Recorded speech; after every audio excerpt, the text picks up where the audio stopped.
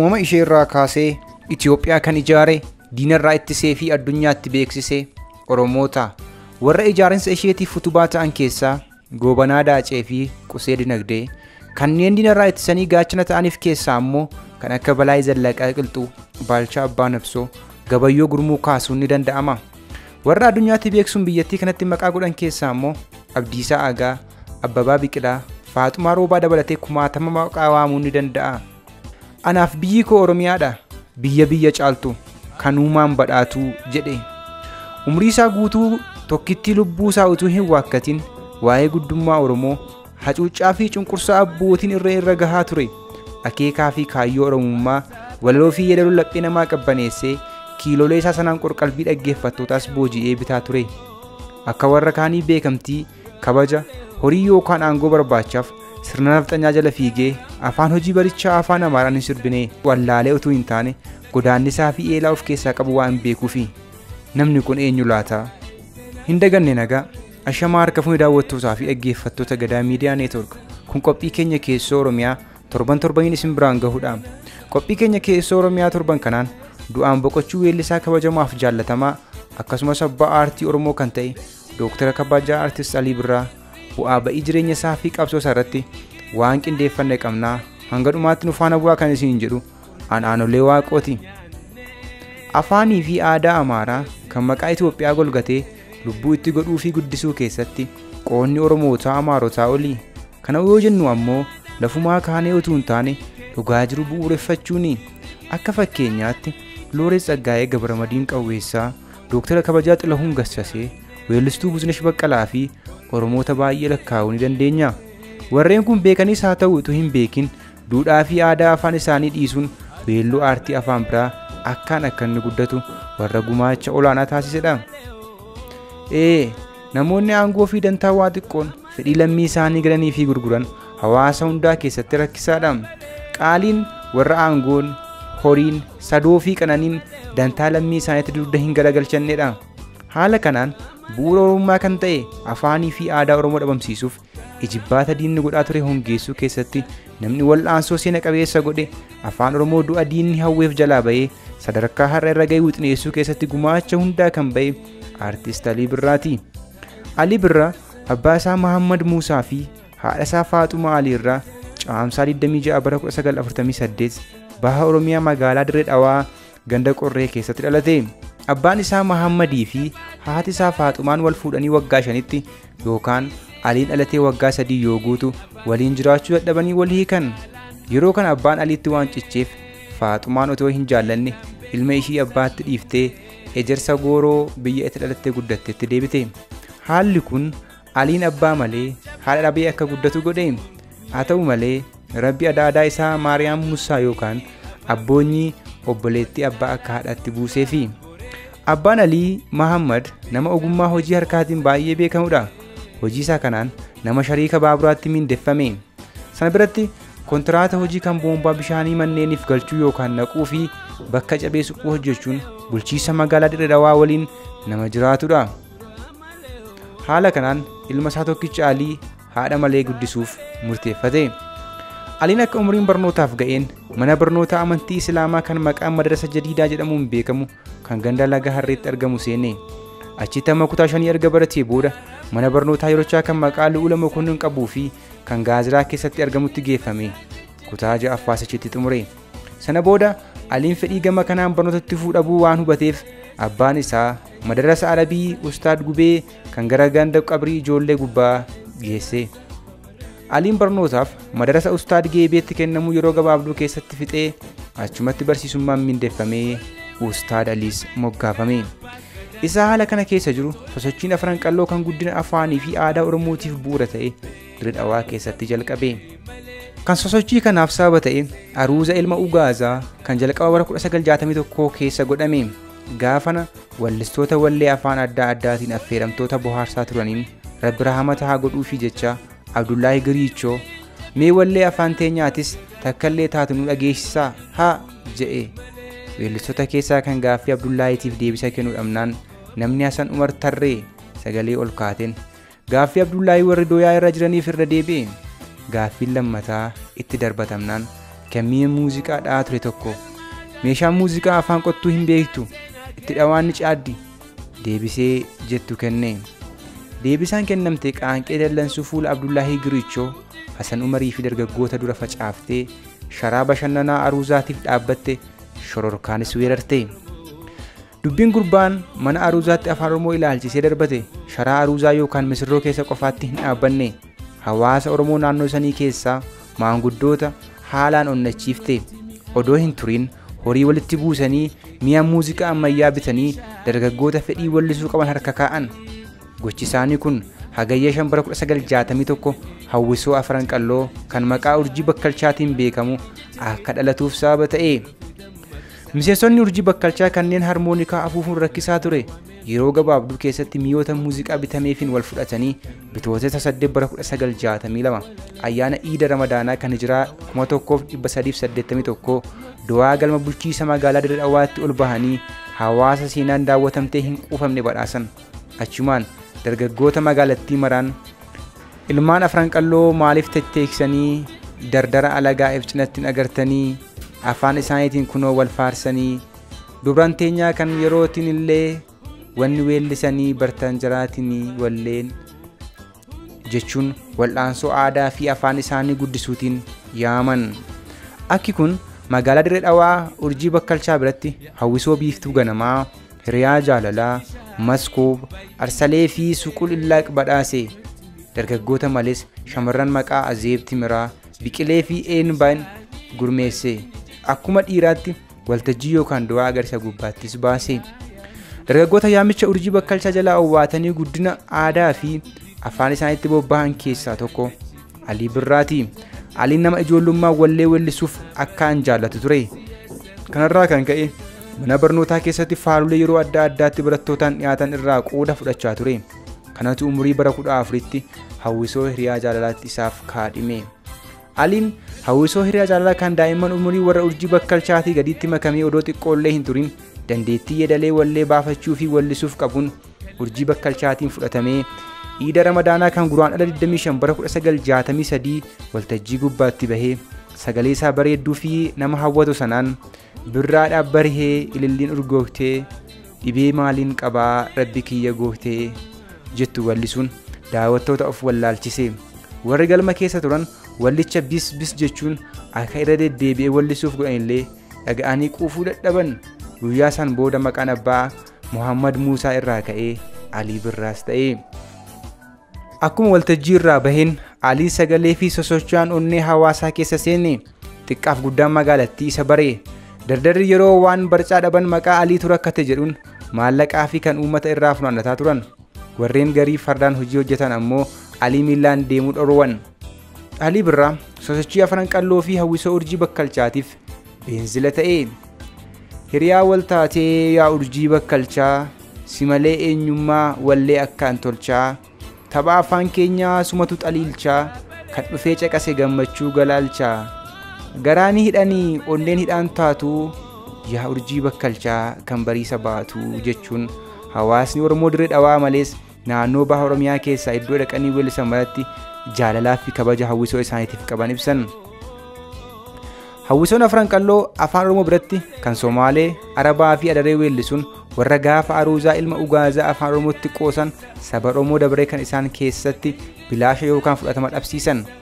Walleelee isaaniitiif fedhii hawaasa naannoo sanii guutaa fi calaqqisaa waan dhufaniif qophiin cidhaa isaanii alatti bareeduu didee. Haala kana keessa ministeeronni Jabuutii kanneen boqonnaaf Dirree Dhawaa dhufan isaanii weellisuu arganii Jabuutii dhufanii hawaasa isaanii akka bohaarsanii fi achumaanuu jabaabila isaanii sosocho'aa afaanii fi aadaatti kakaasaniif karaa maanguddootiin hawwisoo urjii bakkalchaa affeeran. Weellisoonni afaan Oromoo biyya alaatti affeeramuun mootummaa Haile Sillaasee tan jijjiirama hawaasa Oromoo keessatti dhufaa jiru irraa dallansuu qabduuf fudhatamuu dide. Saniif weellistootaaf paaspoorta daangaa ittiin qaxxaamuran kennuu didde.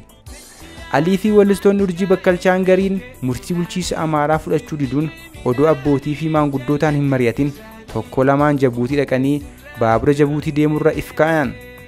Bakka sakattaa malaan darbaa walduraa duuba Jabuutii seenanii birraa 24 bara 1965 afaan Oromoo waltajjii biyya alaa irratti baasan. Wallee afaan Oromoo malees kan Arabaa, Sumaalee fi Affaar muuziqaa ammayyaa fi shubbisa ajaa'ibaatiin miidhagsanii weellisuun saba isaanii boonsan. Oduu weellistoonni afran qalloo magaalaa Jibuutiitti agarsiisa godhuu gurra mootummaa Amaaraa seenuuf yeroo hin fudhanne. Jarri duraanuu sosochii ugguruu barbaadan miseensota hawwistoota adamansanii hidhaatti guuruu fi mi'a isaanii caccabsuutti seenan. Aliin gocha jaraa hoggaa dhaga'e biyyatti deebi'uu dhabuu murteeffate. Garuu fedhii abbaa kan isa malee ilmoo biraa hin qabne kan isaa jecha fuudhaa hanqatee dura dhaabbachuu garaa waan hin danda'iniif dhuma bara 1965 akkuma dhufetti karaa biyyaa qajeelee. Hoggaa achi ga'u akkuma eegetti ililliin odoo hin taane kaateenaa fi poolisii mootummaa Haile Sillaaseen simatamee harka duubatti hidhamee Awuziin mana hidhaa guddaa magaalaa Daree geeffame. Hidhaa ijoollummaa isaan ji'a jaha booda kadhaa cimtuun Alii hidhaarraa gadhiisanii Dirredawaatti deebi'e. Akkuma hidhaa ba'een gaafa hawwisuu afran qalloo gaafatu takkallee hin jiran. Meeshaaleen muuziqaa gariin duraa caccabee gariinis saamamee jira. Waayilloonni waliin Jibuutii dhaqan kanneen biyyatti deebi'uudhaan alatti hafan malees gariin biyya dhiisanii Somaaleetti baqatanii jiran. Kanneen hafan ija diimtuu ammaatiin waan lubbuun itti guraaramteef weellisuu dhiisanii jiru. Abbaan Alii ilmi isaa kan ijoollummaa hidhaan araarfamee mana barnootaatti deebi'ee jiru akka sirreeffatu ijibbaata godhullee daandii barnootaatti deebisuu hin dandeenye. Aliin gitaaraa fi walleen adda bahuu dide. Sossobbaan dadhabnaan haala kanarraa akka hafuuf iddoo itti amala sirraa wayiin Xibaayi Maarramiyaa Nageessi jechuun Jamaal Hajii Aadam Iloo kan gaafasitti miseensa paarlaamaa Itoophiyaa turetti kenne abbaan isaa. Jamaal Hajii Aadam fedhii Mahammad Muusaa guutuuf ji'a waxabajjii bara 1966 Alii birraa fuudhee Finfinnee geesse. Aliin halkan mana Jamaal bu'ee borumtaa akka magaalaa laaluuf manaa gadi baheen ijoollee Dirree Dhawaatti wal beekan arge. Achumaan achi taa'ee manatti deebi'uus dide. Alii waa hin lammalees gitaara argatee isa hiriyoota waliin gandoota Finfinnee keessa deddeemee taphatu namni Koloneel Xaahir jedhamu kanaati warraa Oromoo dhalataan Dirree Dhawaa fi miseensi garee raayyaa waardiyyaa mootichaa yookaan immoo Kibur Zabanyaa arge. Haalaan dinqifate. Xaahir akka fedhii Alii hubateen isaa Finfinnee seenee ji'a sadii hawwisoo bohaarsituu mootichaa tan maqaa Kibur Zabanyaa qabdutti ji'a birraa bara 1966 akka miindeeffamu godhe. Hawwisoo Kibur Zabanyaa keessatti weellistoota akka Muhammad Ahmad, Xilahuun Gassasee fi Buzunesh Baqqalaa faatti wal baruun yeroo ittiin fudhanne. Wallee afaan Oromootiin yookaan kan gaafa isamutti afaan qottuutiin weellisaa tokkicha ta'e. Qophiin ayyaanotaa fi dhimmoota adda addaatiif amma qophaa'uusaa malee miidhagina kan hin qabne ta'e. Walleeleen Alii miidhagina qabaatan illee Alii haalaa fi amala hawwisootiin inni dura rakkoo itti fide yeroo shaakalaa Aliin jimaa qabatee yookaan mallaa guuttatee kan argamu ta'uu isaati. Haala kanaaf Aliirraa deddeebi'amee doorsifame. Odoo saniif rakkatuu rakkoo sanii oliitiin yakkame. Qophii irbaataa Haile Sillaaseen keessummaaf qopheesse irratti akka Alii fi weellistoonni galgalicha bohaarsaniif waltajjiitti baasan. Yeroonis ga'ee mootichi keessummaa isaa waliin galma seene. Yeroo kana warri Alii waliin galma gubbaa jiran hundi bakka takkaan mudhii gad cabsanii lafa laaluu eegalan. Aliin garuu akkuma dhaabbatetti hafe mooticha waliin ija keessa wal daawwatan. Hoggaa kana ashkaroonni mootichaa kanneen hojjaan birbirsa ga'an Alii qallaa fi dhaabbata xiqqararraasanii achirraa fuudhanii deeman. Dubbiin Aliin rarraafamee galma keessaa bahuu qofaatti hin oolle. Hidhaa guyyaa muraasaa mana qorraa booda dhaddacha raayyaatti dhiyaate. Ajajni banamee Alii irratti dhiyaates inni maaliif mootichaaf sagaduu didee jedhanii gaafatan. Aliin akka amantaa isaatti yookaan akka amantaa Islaamaatti kan sagadamuuf Rabbiif qofa ta'uu fi nama akka isaatiif gadi jechuun yakka ta'uu itti hime qorataa yakkaa sanatti. Ajajaan sun sagaduu dhiisuu hanqatee ammas mootichaan ati jettaa jedhe Aliin. Mootichi nama meeqaa jedhee deebise Aliin. Ajajichi waan deebisu dhabe Koloneel Xaahir kan hojicha akka seenu gargaaretti erge. Xaahir malli Alii haala akkanaa jalaa itti bahu akka miseensa raayyaatti odoo hin taane siiviliitti if miindessuu ta'uu gorse. Aliinis gorsa Xaahir fudhatee miindoomina Kibur Zabanyaa waliin qabu jijjiire. Haala kana keessa qophiin bohaartii hawwisoon ajajoota raayyaa biyyaatiif gootu takka irratti Aliin rakkoo seene. Alii faa wallisuuf qophaa'aa jiru jeneraalichi tokko haasawaa dheeresse. Yeroo kana Aliin kan jimaan yookaan barcaan manatti eeddu obsa fixatee sagalee ol kaasee boo ni taphanna haasawaa kennurraa dhaabi jedhe.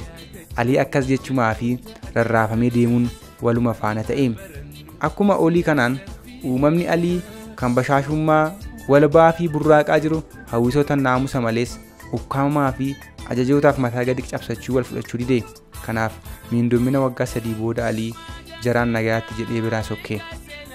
Akka hojii hawwisoo Kibur Zabanyaa gadhiiseen Aliin dardarri umurii 22 karaa waahila abbaa isaa Ibraahim Abdulleetiin warshaa baaburaatiif hojjetaa bishaanii kan buufata Awaash ta'uun miindeeffame. Hojiin kun Alii Birraa Dirree fi Finfinnee wallee fi sirba keessaa baasee gammoojjii sagalee muuziqaaf wallee hanqate isin biraallee hin dhaga'amne geesse. Yeroos quunnamtii Alii addunyaa muuziqaa waliin qabu raadiyoon xiqqaa tokko qofa ta'e. Akki kun Aliitti adabbii hidhaa dhaabbataa kan abbaa itti murteesse hin beekamne ta'e. Bara 2 booda jalqaba bara 1972 hojicha dhiisee Finfinneetti deebi'e. Akka Finfinneetti deebi'een xiqqoo ture hoteela Harraambeetti weellisummaan miindeeffame. Galgala daawwattoota bohaarsuun fedhii isaa itti fufuutti seene. Haala kana keessa bara 1973 walleelee isaa Abbaa Lafaa, Awaash, Mimmaan Jaalalaa kan ati feetu isaaniin fedhan, waasillee hin dararuu, ushururuu, eessattan si arakaa, si jaallee, nagaatti siin ji'aa, imimmaan haqachaa fi hiyyaadinii bakka tokkotti qopheesse baase. Walleeleen armaan olii walaloo, yeedaloo fi muuziqaan Oromoo bira dabranii lammii biyyaa guutuu dhuunfatan. Makiinota gurguddoo daldalaa, manneen dhugaatii, manneen siniimaa, dunkaanonni walleeleen taphachiisan kanneen Alii Birraa ta'an. Raadiyoonni biyyaa kan duratti ji'atti wallee afaan Oromoo tokkoffaa dhageessisu walleelee namni karaa isaatiin akka taphatamuuf waliin wal gaafatan biratti guyyaatti bira darbee torbanitti wallee Alii Birraa akka aadeeffatan godhe. Alii haala hawaasii keessa jiru mara irratti wallee isaatiin cunqurfama sagalee ta'ee miidhama hadhaa dhiyee walleen yaa abbaa lafaa jettu kan roorroo sirna Minilik irraa kaasee lammii Oromoo irra miidhe balaaleffatte. Hamma arraan tanaa hiyyeessa saamtanii dafqa malee sadoo burraaxxanii asirratti raawwattii faraqan teeksanii yaa abbaa lafaa hubadhu dhugaa yerootii gantummaan qabeenyi ciree hidda keetii filmaata biraa hin qabdu ka'ii hojiitti jechuun sirbee fincila mootichaa irratti godhamaa ture fiixa baasuu fi jijjiirama sirnichaa fichisiisuuf gumaacha guddaa godhe. Sana malees warleen maal je'anii maal himanii hoggaa yaadaan dhibamanii jiruu afaan wallaalanii kan lafa dhabee horii saamamee kan roorroo jibbee garaatti gamee maal odeessa maal dubbatamee kan facaafatee kadhaa mudatee kan irraa hungaa'ee wanni abdatee maal odeessaa maal istusa mudatee jettu namni haala jiruu fi jireenya isaa sirriitti akka yaadu godhe. Dimshaashatti Alii Birraa warra afaan Oromoo beekanii fi hin beekne kanneen jaallatanii fi jibban mara wallee afaan Oromoo jaallachiise. Osoo hin turre dabalee wallee yaa bartuu kutattuu warraaqsa sitti dhaamaa yaadadhu siin je'aa saba cunqurfamaa tulluu gubbaan bahee hallayyaarra gorii raaree keessa cehii gaara qaxxaamurii atuuni argita qarreera dhaabbataa bututtuu uffataa midhaan kotakkotaa jedhu baase. Dhaabni Ihaappaa kan yeroo sanitti akka hidda baarzaafiitti barattootaa fi hawaasa keessa loohaa ture faaruu dhaaba isaa godhate. Alii haala hawaasa keessa jiru gadda, gammachuu, roorroo, seenaa, duudhaa fi kanneen kana fakkaatan hundarratti walleelee yeroon hin moofessine kanneen dhaga'amanii hin quufamne weellisee qabsoo hadhooftuu godhaniin qoqqoodamni diinni hawaasa Oromootiif hawwee diigamee Guraandhala 28 bara 1976 gaafa Oromoon naannoo adda addaa irraa agarsa aadaatii Finfinneetti wal gahan walleen Alii Birraa waa malli nu dhibee jenne bitaa mirgaa karaa sirrii dhiifnee maaliif deemna moggaa Rabbi moo namummaa kan seera jallisee haati keenya takka maaltu addaan nu baasee warra galma sana keessa turan imimmaan gaddaaf gammachuu dhangalaasifte. Ariin xiqqoo ture odoo diina hin sodaatiin wallee seenaa hawaasni Oromoo sirna gabrummaa Habashaa dura qabaachaa tureen as ba'e. Karaan manni abbaa gadaa eessaa dhaqeen galma isaa jajjabeessa jechuun walqixxummaa sadoo fi qananii kan gaafa addunyaan abbootii irra jala turan Oromoon diimokiraasiin ittiin wal bulchaa turan beekaa fi wallaalaa Oromoo bira darbee firaa fi diina yaadachiise. Walleelee kaasettaa fi shaakalatti baasuun alatti Aliin hoteela Harraambeekee malees kilaba Waazemaa, Zaambiis, hoteela D Afrikaa jedhamuu fi Raas hoteelitti bohaarsaa daawwattootaaf kumaatamaa ture. Bara 1982 keessa odoo Raas hoteelitti weellisuu Aliin dubartii Birgittaa Astroom jedhamtu kan barreessituu Swiidin taate waliin wal baree jaallatees waliin bultii dhaabbate. Birgittaan Bara 1984 keessa ramaddii hojii biyya Itoophiyaa raawwattee hoggaa Ameerikaatti jijjiiramtu. Aliinis lammummaa biyya Iswiidin fudhatee niitii isaa waliin magaalaa Kaalifoorniyaa biyya Ameerikaa deeme.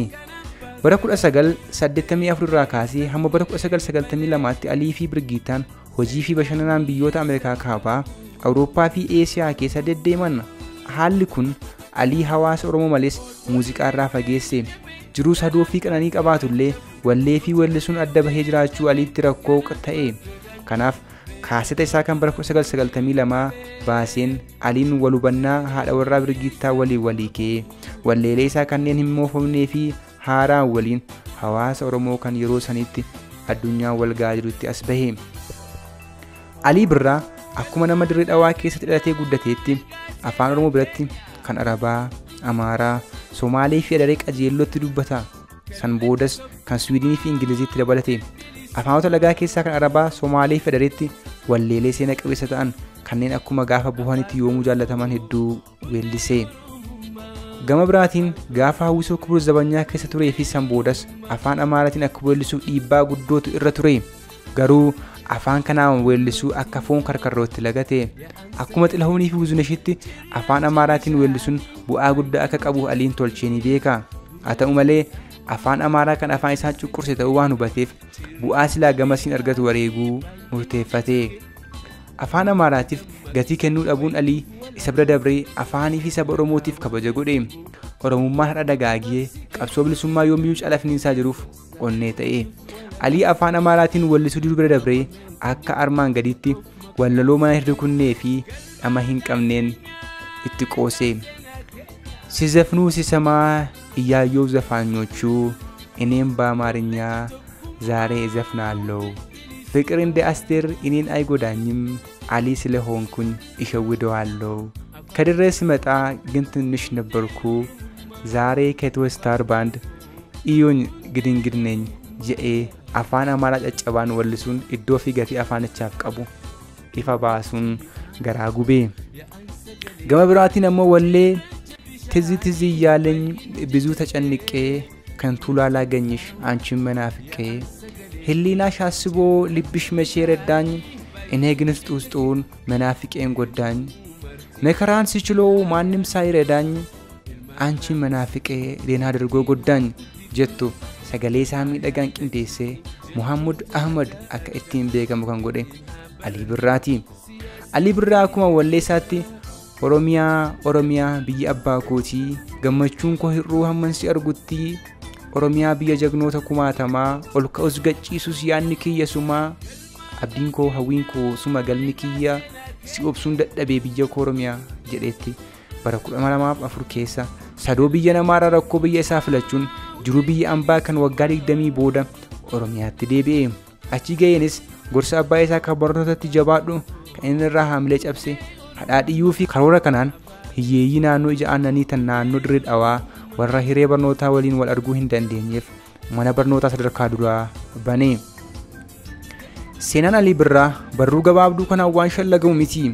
Aliin afaan, aadaa, biyya, seenaa fi qabsoo Oromoo irratti walleeleen weellisee hedduu ta'uu malees kan irraa himanii fi dhiisan filuun nama rakkisa. Gaafa tokkummaa Oromoo danqamee mootiin abbaa irree uummata gidirsee bulchaa ture. Gaafa afaanii fi aadaa Oromoo hacuucaa turan Aliin weelluu waa malli nu dhibee jenne bitaa mirgaa karaa sirrii dhiisnee maaliif deemna moggaa jedhee. Alii Birraatiif Oromiyaan biyya akkuma beekamu impaayera humna qawween ijaaramte Itoophiyaa kana Oromoon hanga ammaatti biyya kootti jedhee hin fudhatu. Aliinis weelluu isaa keessatti anis biyyan qabaa biyya caaltuu biyya koo Oromiyaa kan uumaan badhaatu jedhee biyyi isaa eewu akka taate addunyaatti labsee diina garaa gubee lammii isaa immoo gammachiisee. Sirni abbaa irree dhufaa darbaan afaan Oromoo awwaaluuf Oromummaa balleessuuf wanta inni hin godhin hin jiru. Haa ta'u malee afaan Oromoo gootonni hedduun aarsaa lubbuu itti kaffalanii har'aan gahaniiru. Aliinis waa'ee afaan Oromoo akkas jechuun weellisee. Afaan Oromoo hundee Oromummaa gurratti mi'aawaa yaa'an sagalee kee maal kana qofa. Bulchiinsa diimokiraasii addunyaaf fakkeenya kan ta'e warra Laatinotaa fi Giriik dura diimokiraasii maddisiisee adeemsa gadaan wal bulchaa kan ture uummanni Oromoo ennaa sirni nama nyaataa nafxanyootaatiin gidiru lubbuu ilmaansaa itti gabbaru Aliin taa'ee qorqalbiin sokkee diinqa Oromoo durii seenee dilbii sirna gadaa argee kanaaf galma dhugaa qe'ee jaalalli tokkummaan araarri burqu galma abbaa gadaa yaade gattaa'ee walaloo katabee sagalee isaa kiiloolee dhaga'amnee hin quufamne sanaan akkas jedhee karaan manni abbaa gadaa eessaa dhaqeen galma isaa jajjabeessaa jedhee. Aliin kana qofaa miti jaalala akkaan bareechee yeedaloo laafaa laphee namaa seenama keessatti hafuun sirbaa ture. Kootu yaa biiftuu kiyyaa if diraansi qabaa daawwitii kiyya suman daawwii qabaa yaala sallasee baheetti ofitti naqabi lapheetti. Oromoon barachuu qaba kaayyoo jiru cimsee jabeessa ture Aliin Birraa akkuma Jeneraal Taaddasee Birruu. Kanaafis aabboo atis aayyoo atis ka'ii hunduu haa baratu jechuun barnoota ammas barnoota kana ta'uu qaba kaayyoon Oromootaa jedhee ilmaan Oromoo barachuu akka qaban onnachiisaa ture. Seenaa aartii Oromoo Itoophiyaa Afrikaa keessatti nama akka urjii samii ifee mul'atu jenne nun sobsiisu Alii Birraa. Weelluun waan hin sirbine hin qabu himni fixuufis yeroon nama hin ga'u. Weelluu isaatiin waan irratti hin sirbine hin qabu himanuu fixuufis yerootu nama hin ga'u. Wareega godheen kan wal madaalu ta'uu baatullee Aliin gumaata guddina afaan aadaa fi wallee Oromootiif godhee waldoota hawaasa Oromoo hedduurraa badhaasa beekamtii hojii umurii guutuu badhaafamee jira. Hojii masaraa kanarraa ka'uun Yuunivarsiitiin Jimmaa digirii kabajaa dooktarummaa muuziqaa kenneefii jira. Jarmanii Muuziq Afriik jedhamu kan biyya Kaanaadaa magaalaa Torontoo qooda aartii Afrikaatiif gumaacheef badhaasa beekamtii hojii kenneefii jira. Aliin akkuma Birraa dhaabbarheen jalqabetti afaan Oromoo, Arabaa, Somaalee, Adaree, Affaar walleelee mimmiidhagoo ammayyaa 300 ol hawaasa Oromootiif kanneen biraatiifis gumaache. Sadaasa 6 bara 2022 umurii isaa ganna 74tti bakka dhalate irraa hin deemnetti lammiisa akkaan jaallatu dhiisees sokkee. Aliin ibidda jaalalaa muuziqaa isaatiin lubbuu miliyoonotaa qabsiisee ifa gammachuutiin onnee isaanii ibsee abdii itti horee jireenya isaanii ho'isee sammuu isaanii keessatti yaadannoo hin dagatamne katabeera. Dooktarri kabajaa Artiist Alii Birraa. Artiist Alii Birraa seenaa kaleessaa iyyaafachuun kanarraa xiinxaluun kan boruu raaguun rakkoo fi gadadoo hawaasummaa dinagdee fi siyaasaa uummata isaarratti gahan muuziqaa isaatiin ibseera. Sirboota isaatiin uumamni mirga isaatiif akka falmatu kakaasuun alatti qabsoon uummataan wal qabatee akka finiinu humna itti kennuun tokkummaa fi qabsoon uummataa akka sibiilaa jabaatee jijjiirama fiduu akka danda'u gochaan mirkaneesseera. Beekumsa uumamaa, bilchina sammuu, falaasama jiruu fi hubannoo jireenya hafuuraa Oromoo durii irraa maddan irraa waraabuun jechoota waa ibsuu danda'aniin walaloowwan bilchaataa weelluuwwan laphee namaatti chaappa'anii bara baraan jiraatan sirbee darbee. Du'a isaa sadaasa 6 bara 2022 dhaga'ame booda mootummaan biyya Itoophiyaa bulchaa jiru dabalatee namoonni bebbeekamoon gadda isaanii ibsatan. Dhaaboleen siyaasa Oromoo seenaa Alii faarsuun gaddaan cabuu isaanii ibsan. Imbaasileen biyyoota dhihaa bebbeekamoon du'a isaan dhukkubsachuu wal jalaa fuudhuun gabaasan. Sirni gaggeessaa isaas sadaasa 8 bara 2022 sirna adda ta'een magaalaa Finfinnee fi bakka dhaloota isaa Dirree Dhawaatti raawwatame. Lubbuu isaaf boqonnaa bara baraa qaaliiwwan uummata Oromoo maraaf dinqisiifattootaa fi maatii isaaf jajjabina hawwaa qophii keenya keessoo Oromiyaa torban kanaa xumurraa.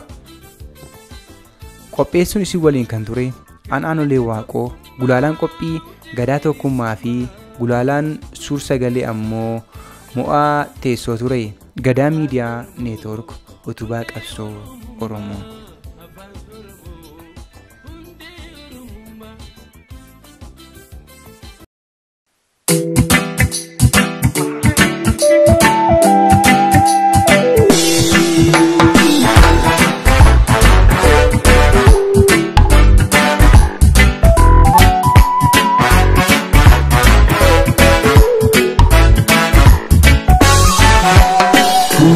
Kukufisa, jikse gogolisa. Kufe kukufisa, jikse gogolisa. Bingu famne, bufu shirarorisa. Bubukisa dufe ijare galmasa. Bingu famne, bufu sirnarorisa. Bubukkisaa dhufee milkeessee galmasaa. Kuufee kukufisaa jiksee gogombisaa. Kuufee kukufisaa jiksee gogombisaa. Mootii mootota muuziqaa mirga falmataa haqaa. Mootii mootota muuziqaa mirga falmataa haqaa. Furtuun gabroonfata tokkoo fi tokkicha barnootaan hunjette ati yaa gooticha. Gooticha gooticha Gooticha jaalalaaf tokkummaa dhamte ilmaan namaa barnoota siyaasa aadaas guddifadha. Afaan sabaa jabaan sabaa suma ka'aliin dinagdees qabaadha. Akaafis falmadha nuuf dhamte jabaadha. Sidi besikalli, ani nena onyoti nashikalli. Agadamu bape duma tesne bayi, magi godi medo shana sibane madayi. Agadamu bape duma tesne bayi, magi godi medo shana sibane madayi. Kali bati kali, kali bati kali, kali. Kali bati kali, kali bati kali, kali.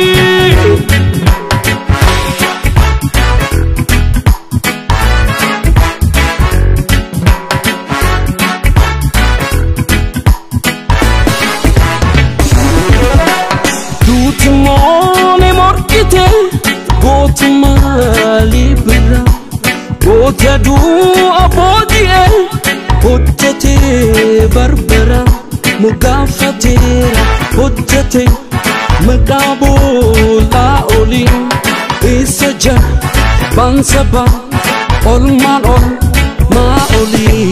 Kali danti kali, kali danti kali, kali. Kali danti kali, kali danti kali, kali. Aduh siti batus, wala kiyada. Aduh siti batus, wala kiyada. Ujiji argus, jala lakin agra. Bona figani. Arfa safi bira ya danu nafidu jala laketira. Kali danti kali, kali danti kali, kali. Kali danti kali, kali danti kali, kali. Kali danti kali, kali danti kali, kali. Kali danti kali, kali danti kali, kali. Kali danti kali, kali danti kali, kali. Kali danti kali, kali danti kali, kali. Kali danti kali, kali danti kali, kali. Kali danti kali, kali danti kali.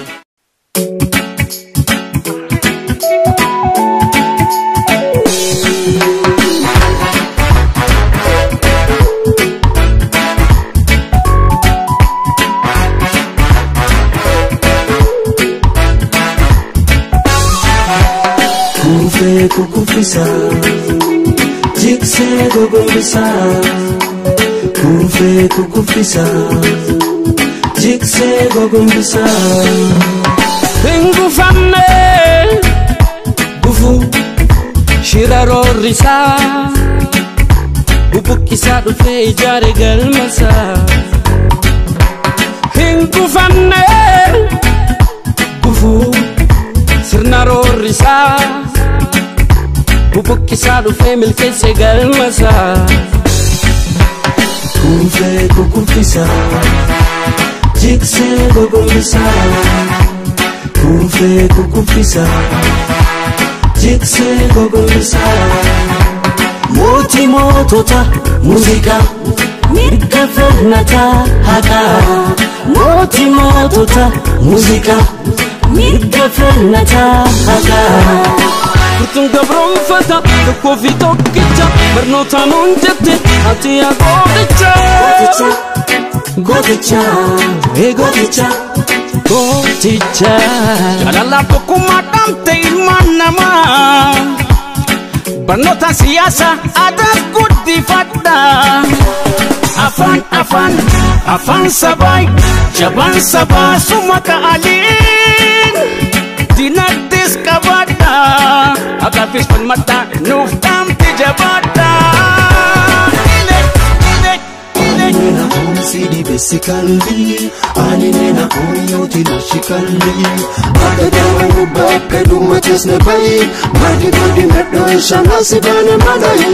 Agadamu bapedu majesne bai, magi godi medo shana sibane malai. Kali dati kali, kali dati kali, kali.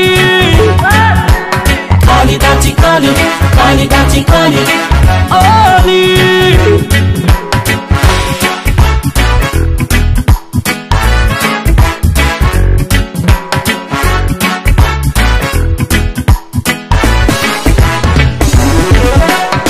Tutumone morkite gotuma libra gota du abodie hojjete barbara mugafatera hojjete maqabola oli isaja bansaba olman ol ma oli.